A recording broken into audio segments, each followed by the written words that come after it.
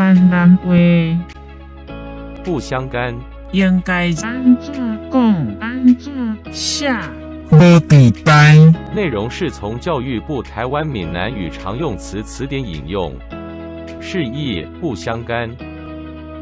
用力，隔壁分灯火，家己无地带。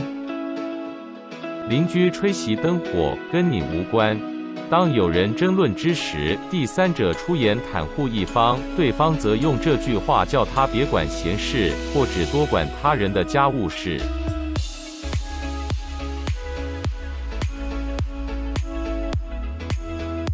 请支持我，点击 subscribe， 然后再单击小铃铛，也不要忘了转发给您的朋友圈。谢谢，请点击下面观看同一系列的影片。